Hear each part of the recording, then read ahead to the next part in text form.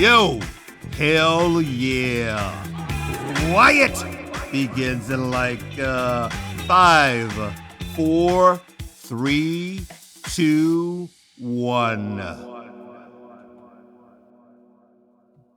Yo, welcome to Wyatt. And I'm your host, Wyatt O'Brien Evans. Grr, woof, god damn it, woof, woof, woof, woof. Hi, I said hi to all my YouTubers out there. If you like what you hear, I know you do. And if you like what you see, I know you do. Then just click that subscribe button at the bottom of your screen. I said click it, click it, click it. I loves to click it. Yeah. Now, hey, we at Wyatt, I said Wyatt, celebrate gay and same-gender loving authors. I mean, hi, I am one myself.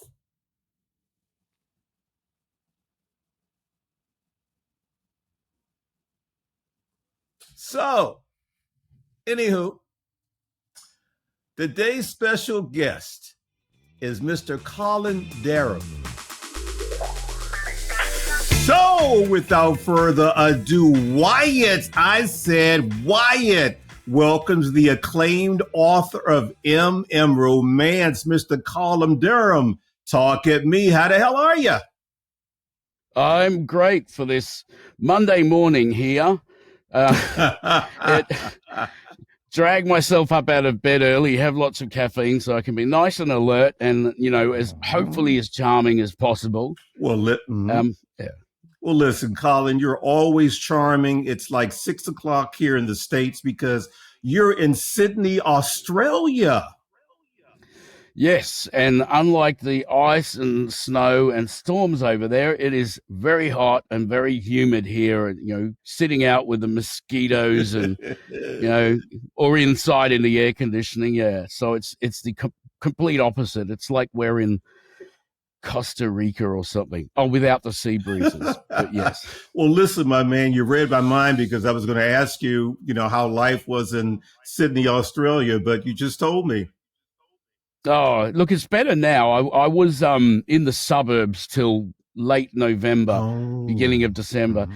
Yeah, and that was, for me, with like 10% eyesight, it was fairly isolating. I had a long walk to get to shops, me using the cane, and now I'm in a really sort of trendy inner city area where there's a long miles of shops and cafes and restaurants just up on the corner. Yeah, so it's great. It's really accessible now. Oh, I'm jealous. But anyway, listen, thank you, mate, for returning to Wyatt, because you were last here, I think it was July 2022. Time flies. Yes.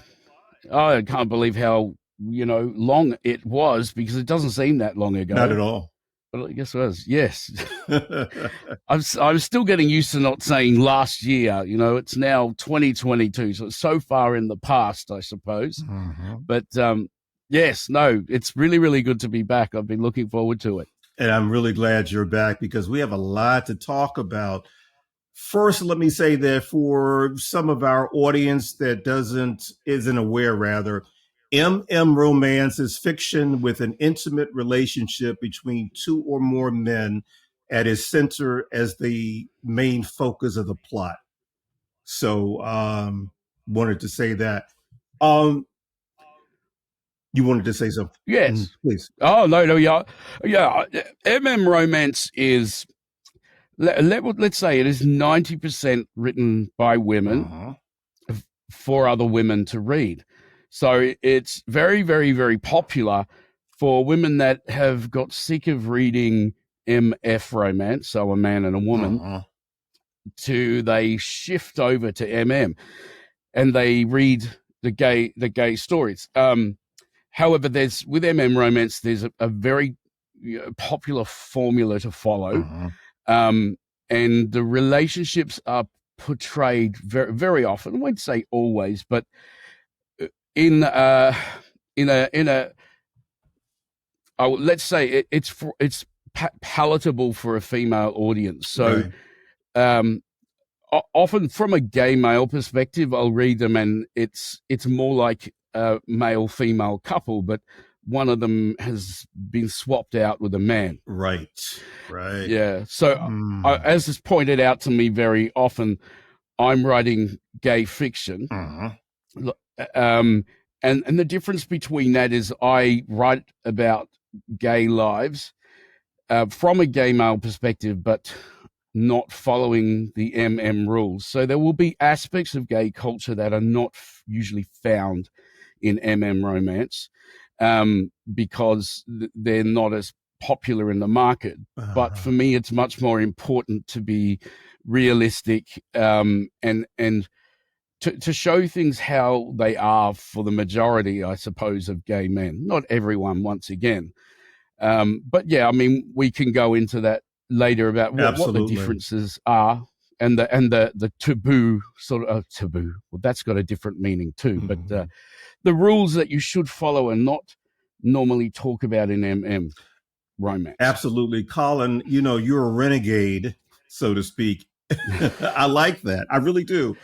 First of all, I have to congratulate you on the continuing success of your Bondi Bear series of novels.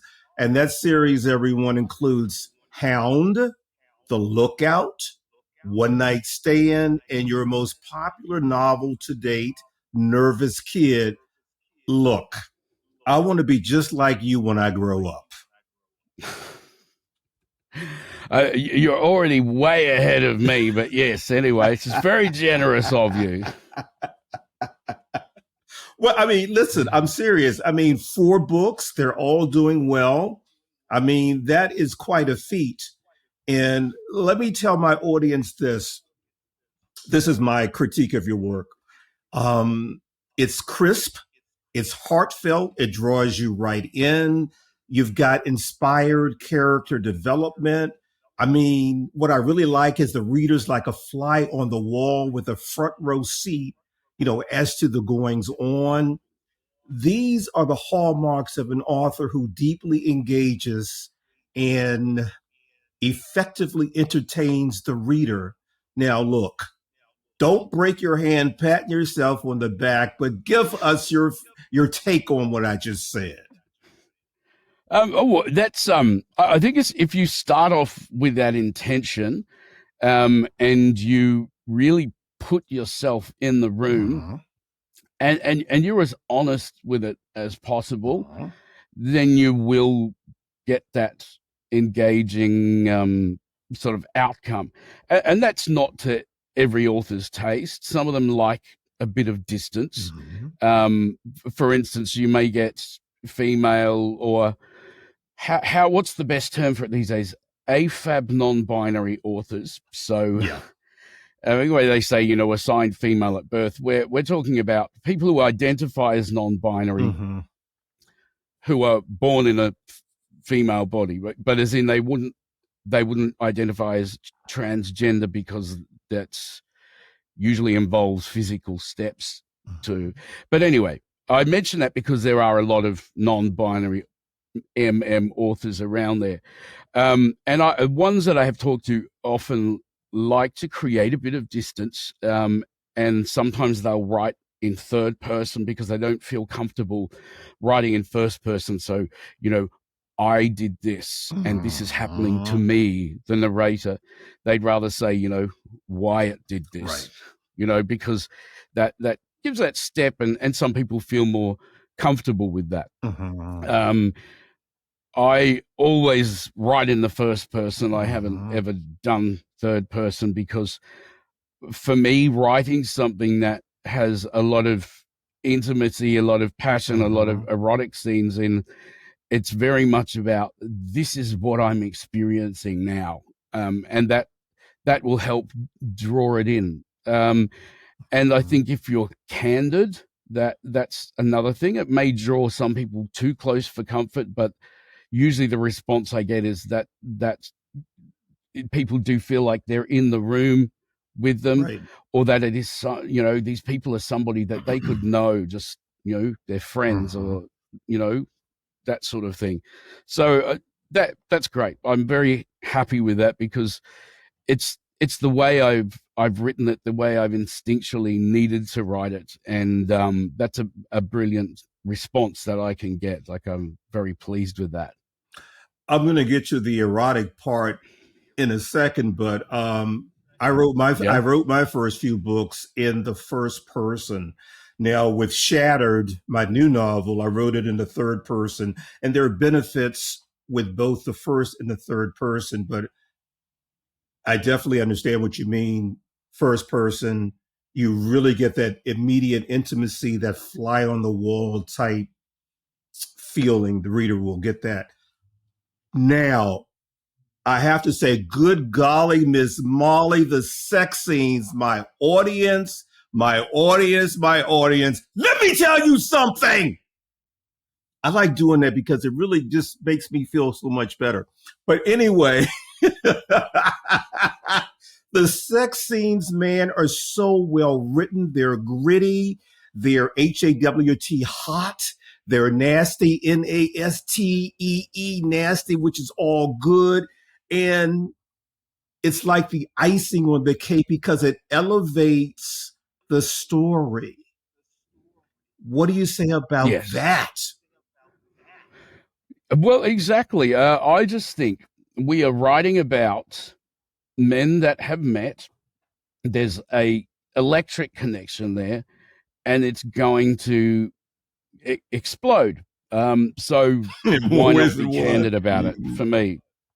So, I mean, look, erotica seems to me to be often over marketed in MM. So they'll say, 5 out of 5 chilies, this book is super spicy. Like, no, you get 3, not 5. Because when you do come to 5 chilies, which is what I do, people go, oh my God, like their jaw drops open. Right. It's like, this is like what it's like to be in the bedroom when people are having a big amount of fun. And I guess it's one of the things that you would want to see in erotic fiction. I mean, if I was to stick particularly to the realism that would influence me, the sort of a very untrendy term now, it's called grunge lit, but it was basically like kitchen sink realism in the UK. And that's real lives, working class people, their normal relationships, the things that affect their lives, often with, it might be drug and alcohol, domestic violence, mental health issues. That seems to be what all my stories have been covering.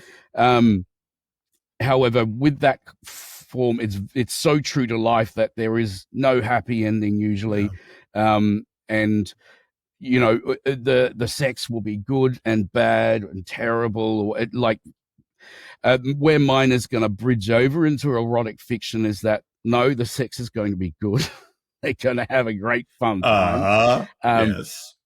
And I pretty much everything I've written there's a happy ending. And then I have written one prequel, which I think was what allowed me to be on your show in the first place, was called Bear Affair. Yes, and that's right. Yeah, that didn't end up happily, not badly, as in he learns a lot from it, but it couldn't, because that was published and written after the first 2 novels, where the main character from each had found a soulmate. So I can't write a book where they end up together beforehand, because, well, there's 2 published novels there, and it's like, well, and they're suddenly finding somebody else. So, but yes, I digress. I always like there to be happiness at the end, and for me to build up a really passionate relationship like that. I haven't yet found a storyline where I could plausibly have this not work out for them. Unless you thought, oh, I'm going to write a tragedy or something. Just another kettle of fish. And what you risk then is losing all romance readers. So I'm a bit of an imposter there, because I'm writing about such gay stuff. And being a bit of an imposter means that I still do have to have the right ending. otherwise I'll be kicked out entirely, and it'll be a huge backlash. We can't have that, man. Yeah. We can't have that. No. Plus, you get a lovely couple going and all that. I don't want to destroy it for them. No. There can be realistic parameters. Like quite often the sins that I have committed are things like they'll meet and there's sexual chemistry. So, of course, a lot of gay men shag now, think later. Whereas in MM, they come up with all kinds of reasons that these men don't do the dirty until 60% of the way through the book. So it's all tension. But I read it and I think, no, sorry, I don't know any gay men like that. That's why they've got to think of creative reasons. Sometimes they're not creative enough. That's too much suspension of disbelief. Sometimes they're very creative about it. It's like, oh, I can believe that. But for me, it's like, no, if there's enough attraction and there's no good reason why they don't bang straight away, then they're just going to do it. And then other things are, there might be some group experiences.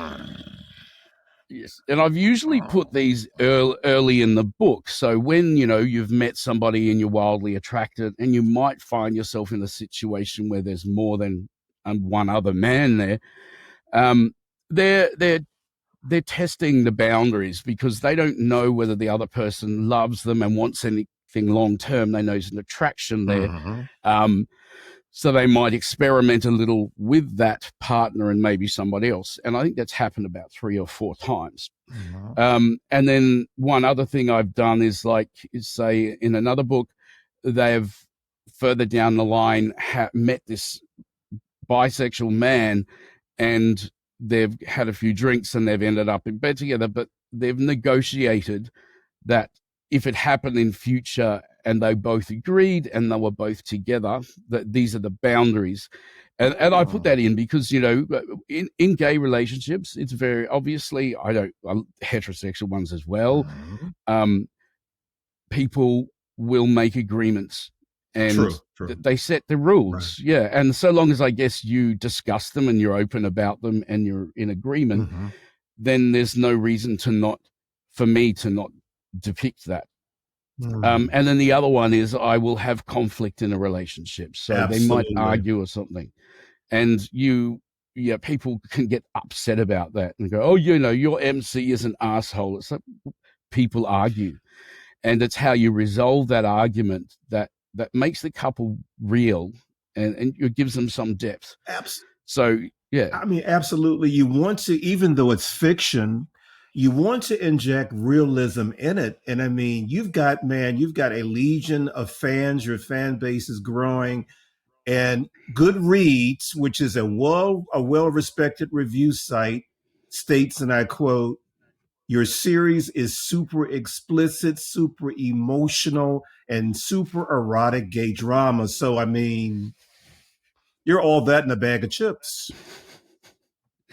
Well, so I'm really, really grateful and lucky that there are more extreme romance readers out there who, like the wilder stuff, that have picked it up and it's resonated with them.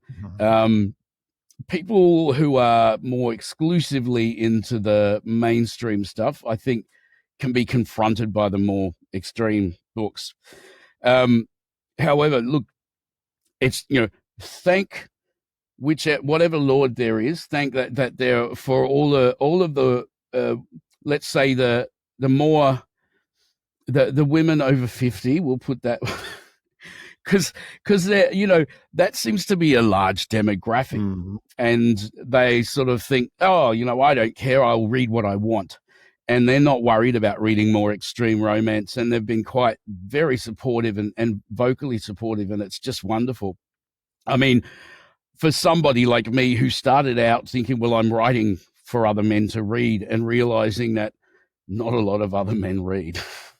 And if they do, quite often it's, but people sort of said, oh, you've got to get into the gay lit fic crowd.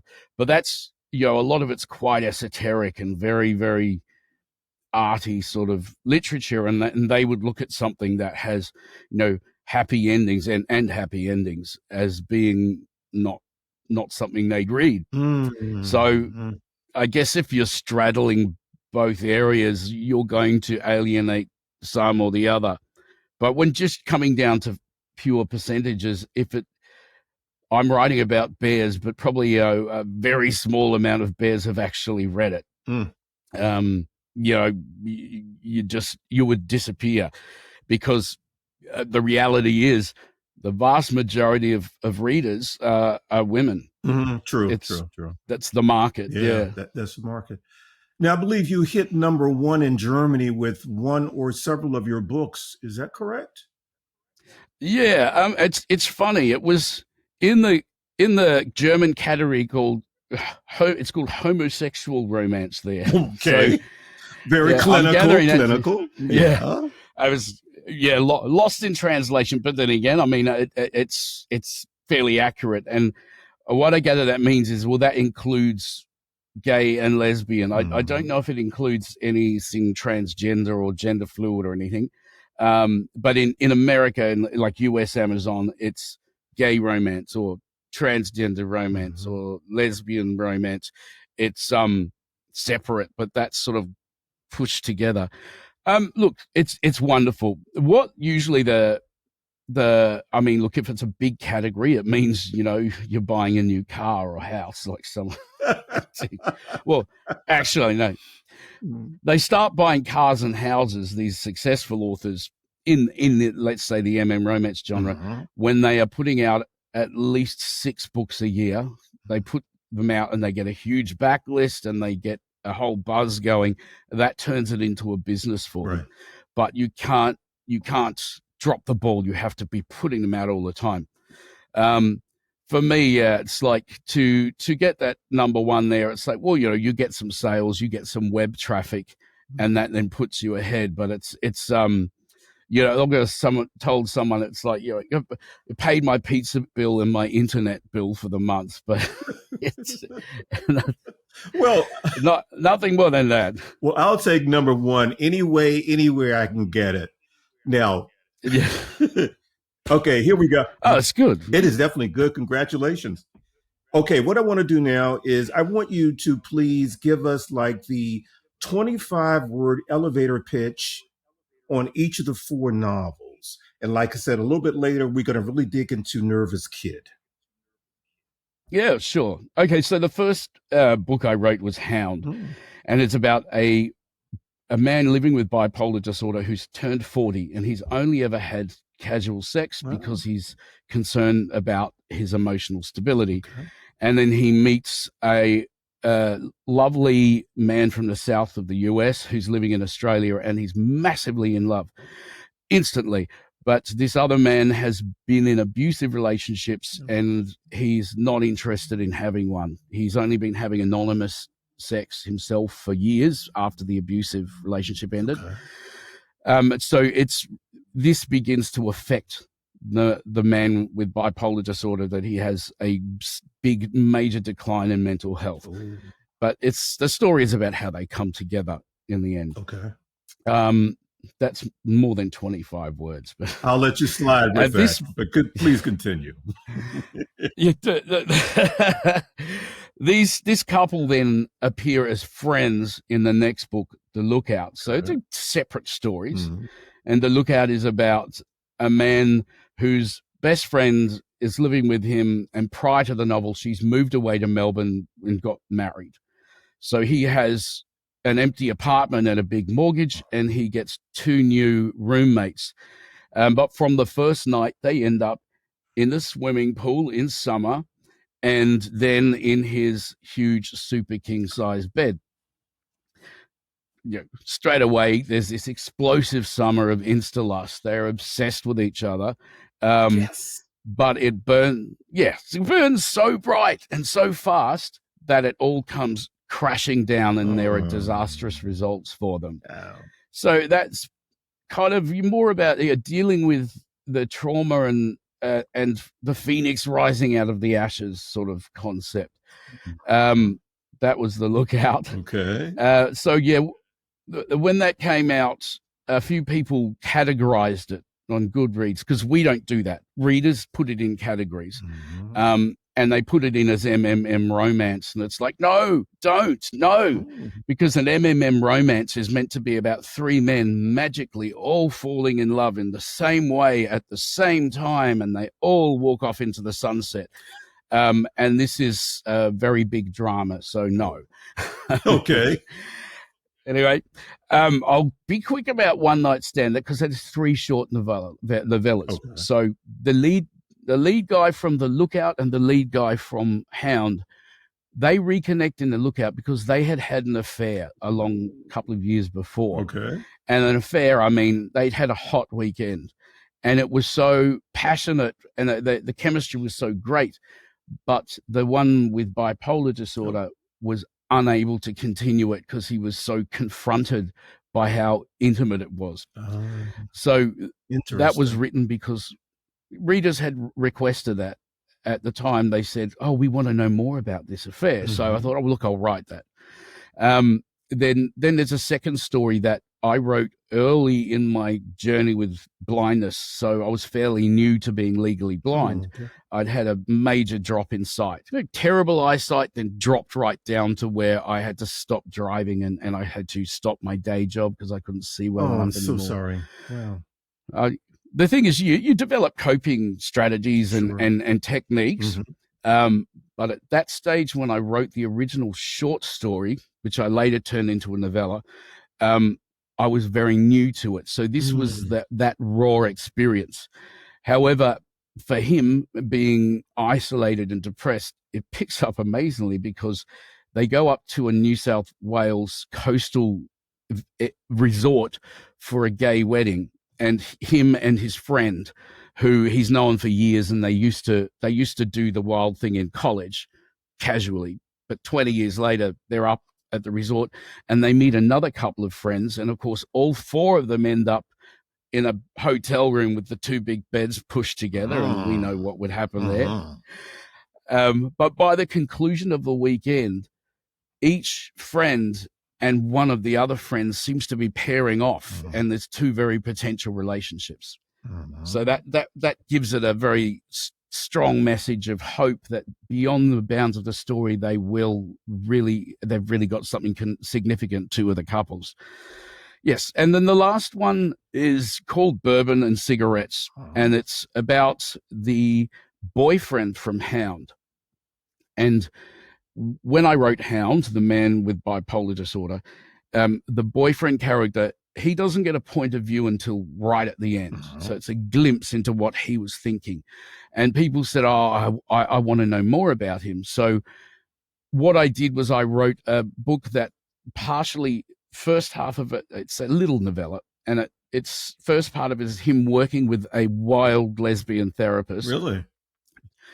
To try and uncover his past abuse, deal with that, and his role in what happened in Hound with the effect he had on his boyfriend's mental health because he was so skittish.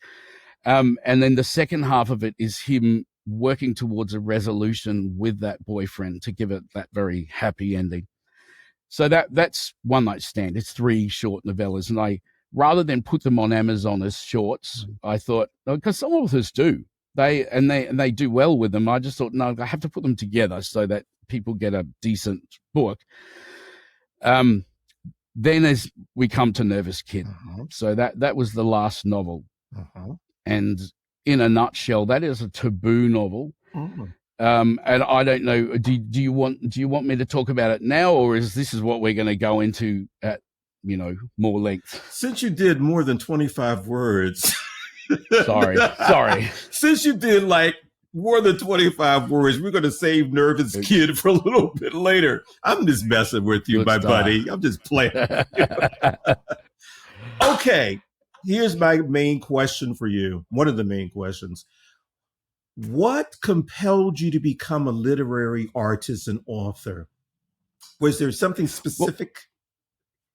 Yeah, so I had done degrees in music, which included opera and musical theatre, and also at the same time a literature degree, because the way it was structured then is you had to have more than one string to your bow. So I did 2 degrees with literature and music. Right. I did nothing with the literature. I became an opera singer. Wow. Which here is just amazing. Yeah. It's little in Australia. If you go to Europe, you could work full time. In Australia, it's little bits of work here and there. You can't pay the rent. Oh. You'll get a 6-week contract or a 3-week contract. You dot it around. So I also went to nursing school and I worked in mental health and LGBT community health and disabilities. I moved into sort of casework beyond that. So that's influenced a lot of the mental health side. I started writing, but the actual writing happened when I stumbled across this adult short story website. Okay. And I was looking up a name for something, and there happened to be somebody who'd written on this site with that name, who also had the name. And I read all his stories and then all the other gay stories there. And I thought, you know what, I could do this. And so I tinkered. I was still in my day job and my eyesight was plummeting, but I'd sit there on my phone and then my iPad in between clients and in my lunch break writing this book, which became Hound. Oh, okay. Yeah. And then I wrote The Lookout straight after, and I sent them to publishers, and it was picked up really quickly. So that's how I fell into it. It wasn't really I'm going to do this thing. It sort of worked its way in there. Very, very interesting. Okay, my friend, you've stated, and I quote, "The writing I've done has been very explicit erotica, but because there's a huge focus on emotional turmoil and relationships, I've been able to sneak in the back door of the gay romance field," end quote. Let's delve into that a bit. Oh, yeah. Gosh, the things I say. I vaguely remember.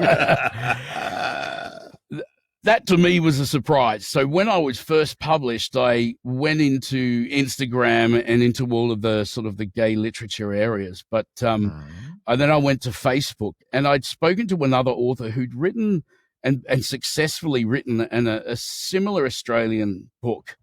Or like his sort of was a little bit more wild.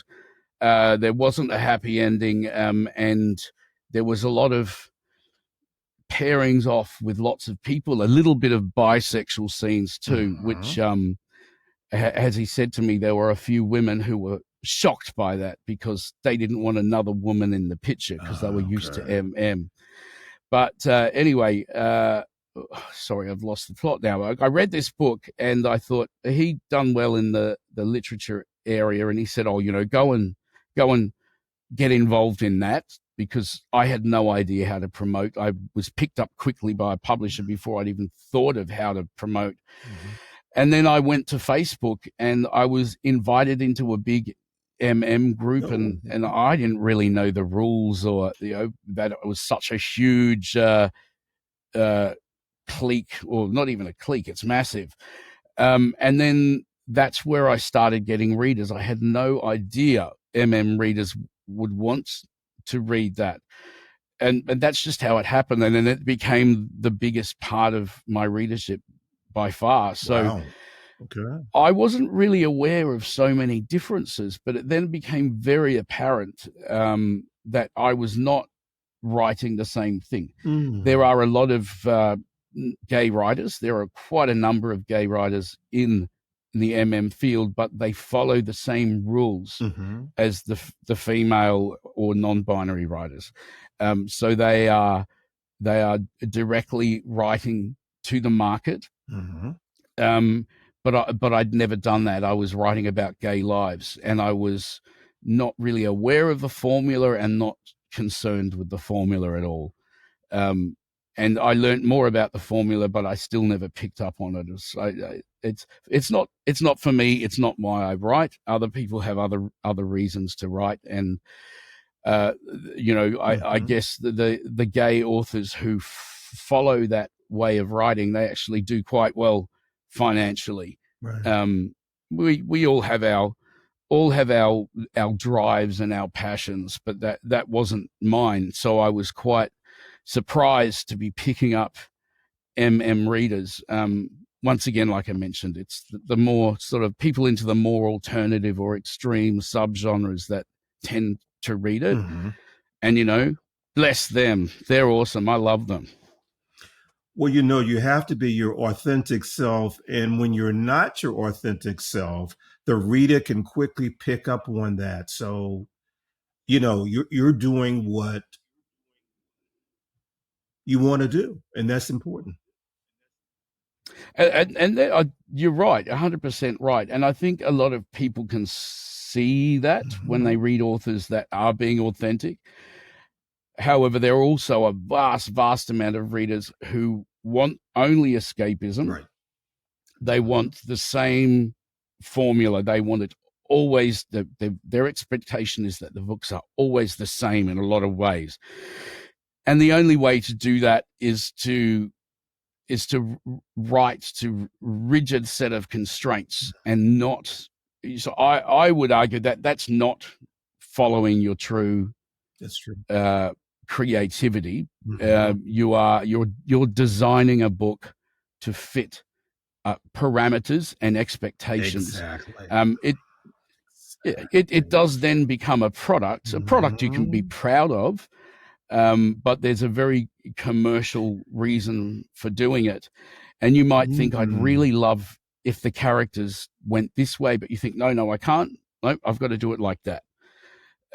So yes, it works both ways. And I think sort of if you're going to follow your passion and exactly what you feel that this should do, that's what I would do. I would follow that. And if it came at the expense of displeasing people, expecting you to follow a sort of a formula approach, then that's just the way it's got to be. You have just given, thank you for that. You have given aspiring authors, established authors, some great advice, because I believe that as an author, what I write is an extension of myself, and I have to be true to myself, so you have to, I totally get it. Totally get it. Yeah. And it's going to give you the greatest satisfaction. You'll sit back and think, I've achieved something that really means a lot to me. Right. And if writing is a business for you, you obviously you have a lot more restrictions. But for some people, that's what they want. They want to churn it through, get the money, because that's the biggest measure of success to them. However, like somebody in your position, your career is so varied and you have success in different areas. And for your writing, you can think, well, I'm going to write what means the most to me. And that will then come through. And the people that pick it up will go, this is so raw. This has a visceral quality to it because the author is speaking directly to me. And people such as yourself with your varied success, you're afforded that leeway there because you're not thinking, I need 6 books a year. I need to keep my readership. I need to build more. I need to appeal to the widest market possible. I need to follow the trends and the trendy tropes. You know what I mean? I do. These are all the business moves those authors make. But it's a very different thing.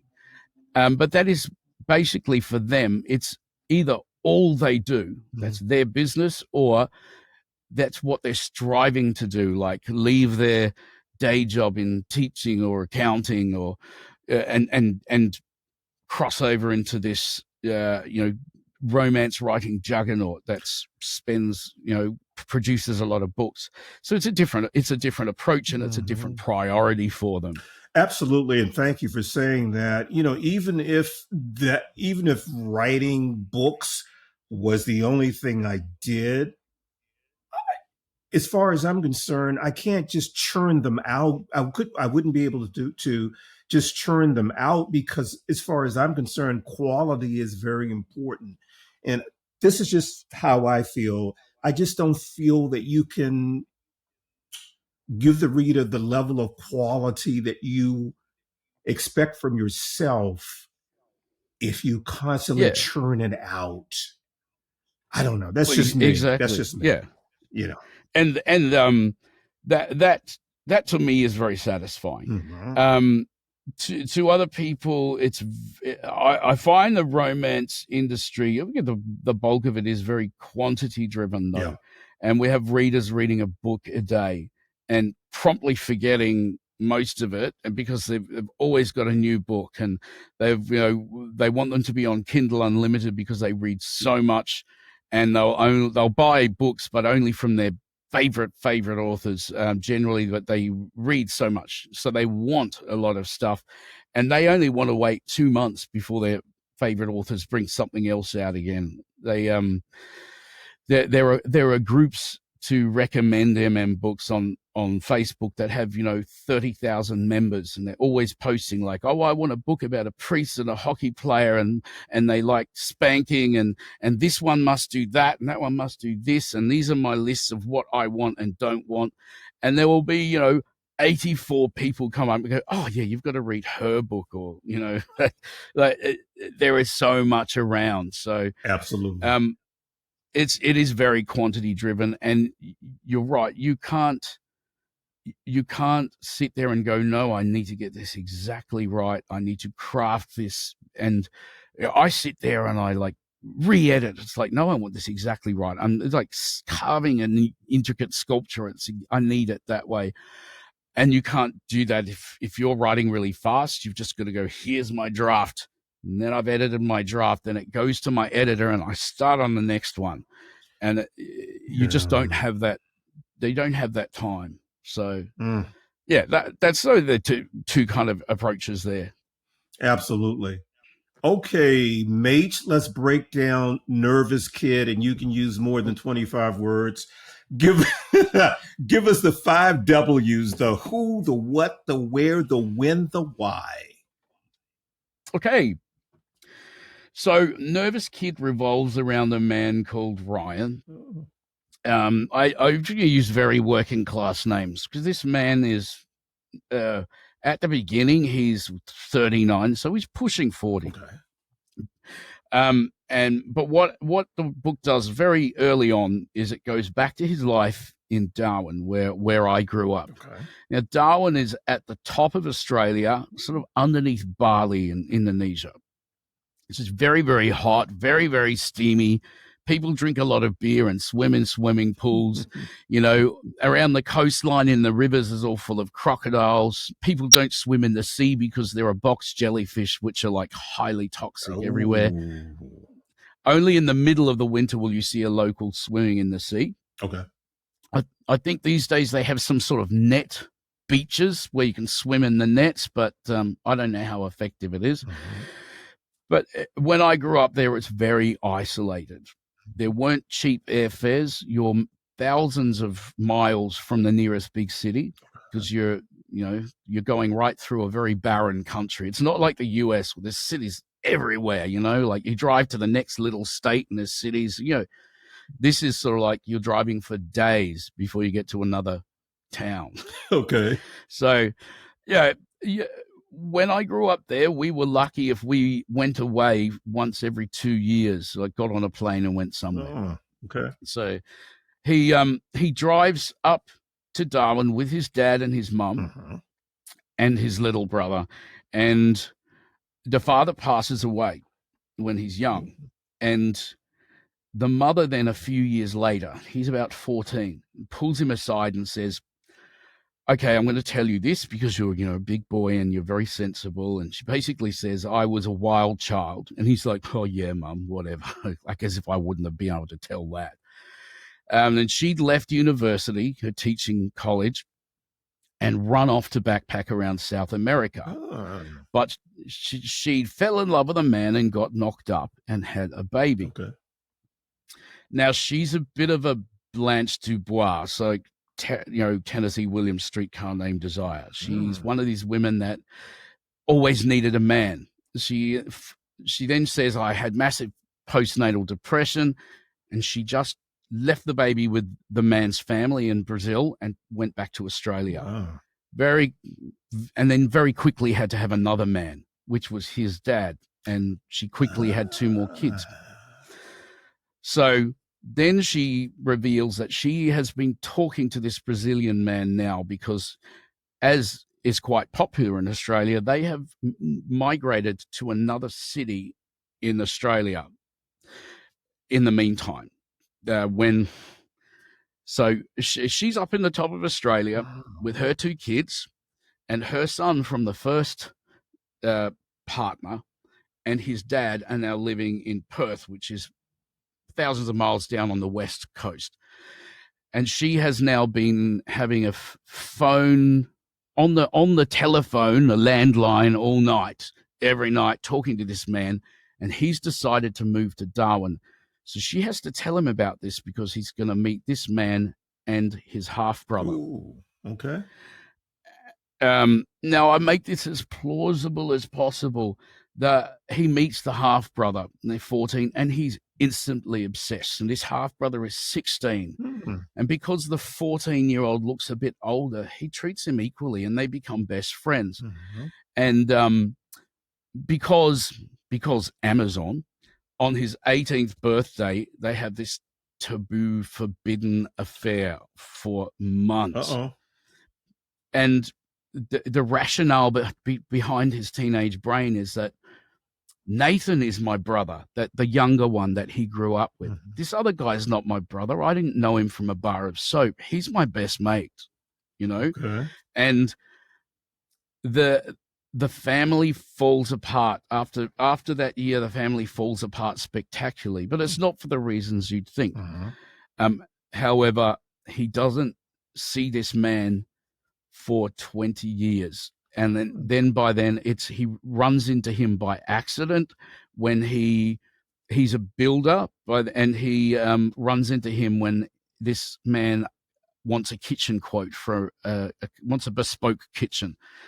So he's now the builder guy is very blue collar, and his brother, the 2 years older one, Mm-hmm. is now a successful corporate lawyer. So he's got a posh, nice apartment in Bondi and wants his Art Deco kitchen all handmade. And this is how they come back together. And the bulk of the story is about how they deal with what happened during that 20 years. Mm-hmm.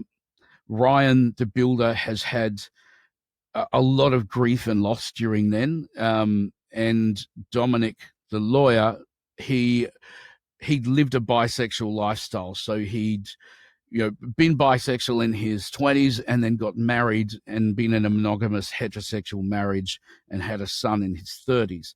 But they've now separated because he said to the wife, I can't do this anymore. I'm more and more attracted to men and I don't want to cheat on you. So they've separated, but they're still co-parenting in the same house. And this then causes some friction as well. So that's where the taboo storyline starts. Yeah.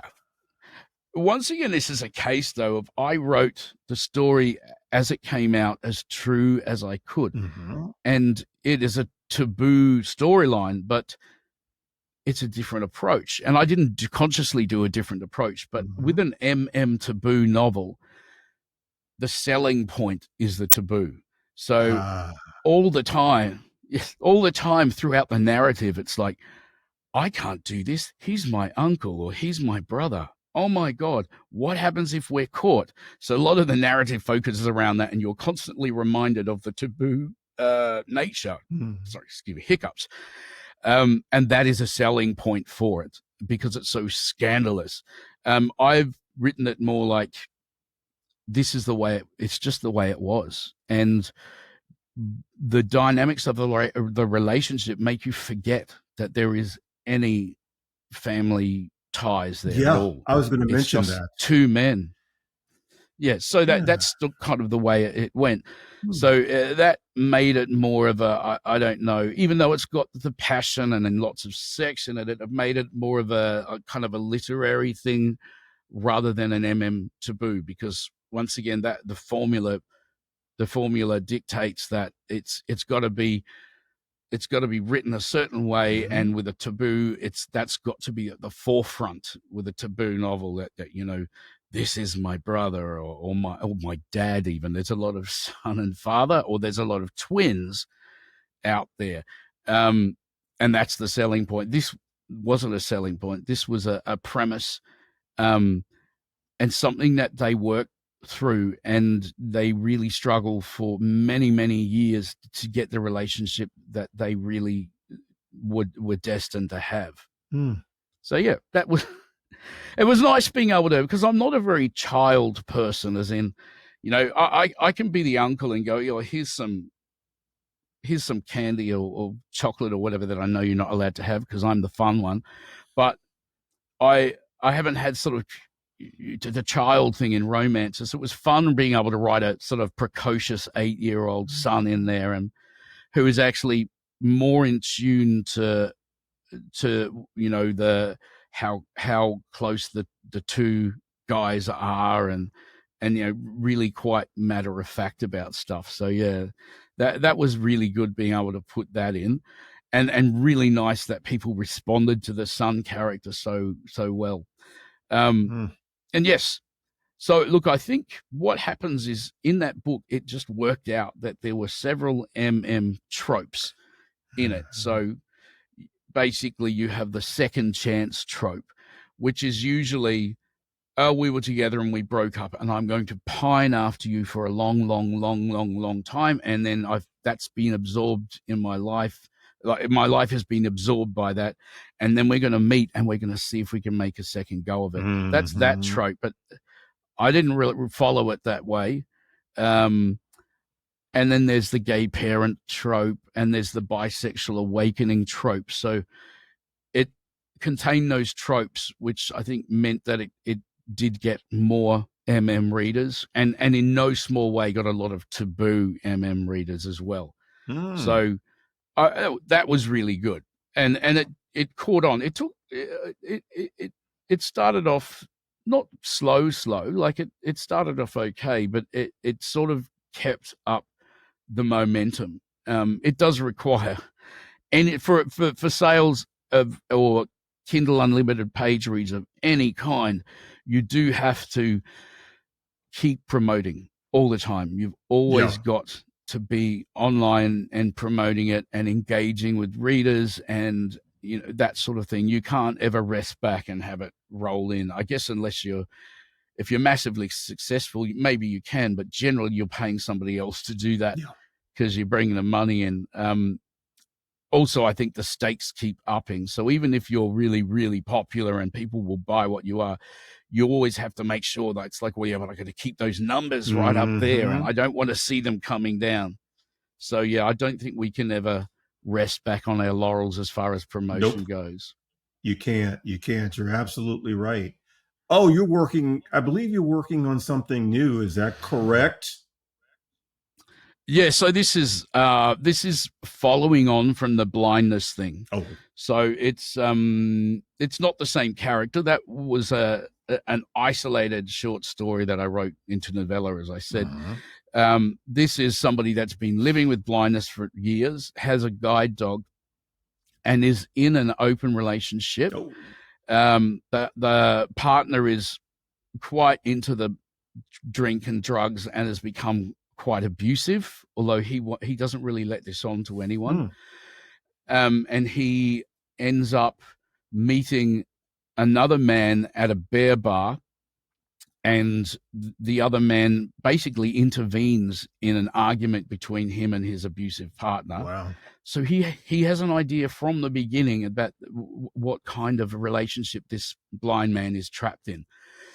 This other man is also in a long-term relationship, very 20 years or something.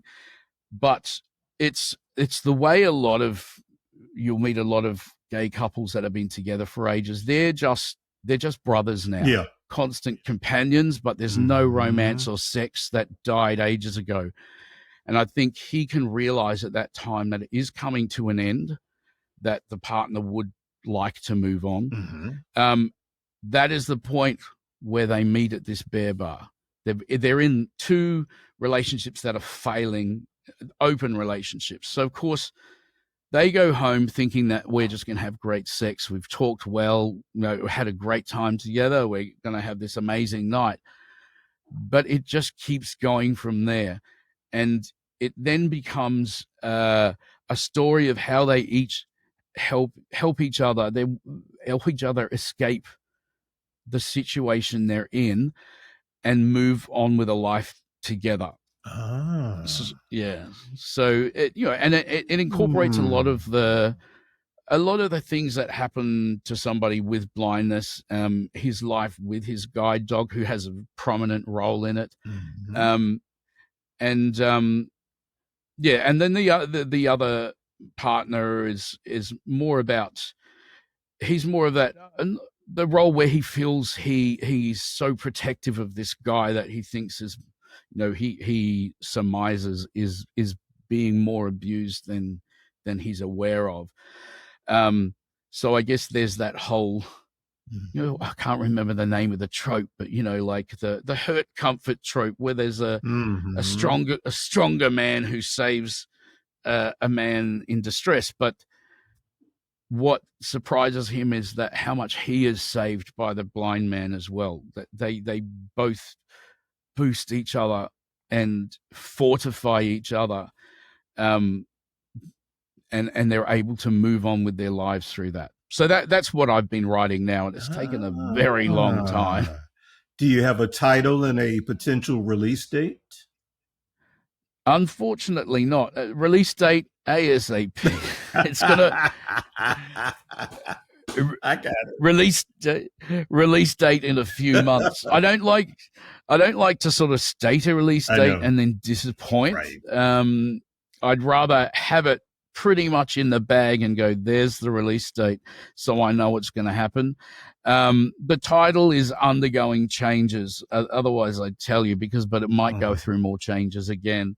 But the title change was going to affect the cover. Although at this point I've managed to find somebody that's willing to pose on the cover and has solved a lot of problems. Funnily enough, I'm on the verge of getting my own guide dog. Good for you. And I just thought, if I make these changes now, I'll have a dog for the cover too. So that may have been very, very, serendipitous. Yes. Anyway, so yeah, that's what I'm slogging away at now. Very good. You know that you must come back when it's released, right? Very kind of you. I'm also working on narrating the ebooks for two of my books. Yes, Hound is an ebook already and has been since 2022. There was an Australian actor that did that through my publisher. But my publisher has started to put out books with AI narration, and I've said no, I'm going to do mine myself, because as you see here, this is a recording studio in our basement, and my boyfriend is a sound engineer. Wow. And with my theater background, I can narrate the story. So I'm plugging away doing it myself. It's more a matter of snagging him and saying, let's do some more recording. So this year, yes, I want the book out and the 2 audiobooks of the other ones out. That's what my achievable goal is. And anything beyond that is a major bonus. Yes. Where can we find your existing books? Where can we purchase them? At the moment, 2 of them are pretty much just on Amazon. Okay. Nervous Kid and One Night Stand. For different reasons, I had to put them out myself. So I have a lot more flexibility, which sounds ironic that it's only on Amazon, but I was also able to get them into various brick and mortar bookstores. Great. Yeah. So it's very confusing because you have to use a different printer. Yeah. The bookstores don't like stocking anything printed by Amazon. And they've been very difficult to deal with, and they're very expensive. Yeah. And bookstores want to sell for the lowest price, but the printer wants to sell for the highest price, charge you the highest price. And what I found out since price rises went up for printing, Amazon worldwide and other places late last year, I should say, a lot of us found that we were in the red. We were paying these people to take our book rather than making any royalty. Right. So I've had to really make some changes there. But yes, it's in a few LGBT bookshops, like one in Melbourne and one in Sydney, and like a couple in Europe and US, which I'm not sure of who those ones are, because what happens with that printer is they have a great big catalog, and bookstores will go through the catalog and say, we want this, we want that. And I won't know until I just get sent a statement from the printer. But it's allowed that. The other two books I have are on Amazon too, but they're with a publisher, and they've also put them on all the other Barnes and Noble, Apple, Smashwords, their own website, which is eroticbooknetwork.com is their sales site. The publisher is Pink Flamingo, but which is a Michigan-based erotic publisher. Right. And eroticbooknetwork.com is their sales site. Yes, but all of these links, I have a link tree, which is linktr.ee, like Linktree, linktr.ee / Colin Dereham. And that's just got all of them listed there. Oh, great. Give us your social media. Yeah. Yes. So on Facebook, I'm Colin Dereham. And on Instagram, it's Colin Dereham as well, but it's just one word, Colin Dereham, you know. And it's the same with TikTok, although I'm not very good at TikTok. And the same on Twitter. So it's all Colin Dereham, whether there's a space in between the name or not. And I also have a website too, which is colindereham.wordpress.com. So yeah, they're all there. I've kept them all the same, so it's not confusing for people. Oh, spell your entire name, my friend. Yes. So Colin Dereham is ColinDereham. Got it. Yeah. And you'll pretty much get anywhere with that. You know what? Colin, listen, I am so glad you came back. This was an enlightening and enchanting conversation. I learned a lot, and you're the man. Well, I'm so glad you invited me. Thank you so much. It was a very nice surprise. Yes. And it was very, very, very lovely to be able to come and talk with you again. And yes, I will, I'll look forward to coming back and haunting you in the future. You better. Love to. Thank you so much, my friend. Thank you. Yeah. So, y'all, there you have it. You can find the official Wyatt podcast page at WyattEvans.com, the go-to destination for LGBTQ plus news, features, commentary, and entertainment. WyattEvans.com is visited by more than 100 countries on the regular. All I can say to that is, hey, baby. And at WyattEvans.com, you'll find my smoking hot, HAWT hot, Nothing Can Tear Us Apart series of novels. And as you just saw on the top, the newest installment is called Shattered. I said Shattered. And y'all, Shattered is full of action, danger, intrigue, sexually charged situations, passion, and all of the wonderful elements that you're used to in the Nothing Can Tear Us Apart series of novels. So get your new copy of Shattered Now, you can follow me, your host, Wyatt O'Brien Evans, all across social media, and poof, is right there for you to peruse, like TikTok and Twitter and Facebook and Instagram. And if you have any comments or whatever, you can hit me up at wyattonair@gmail.com. So until next time, y'all, woof, goddammit, woof, woof, woof, woof. I said woof.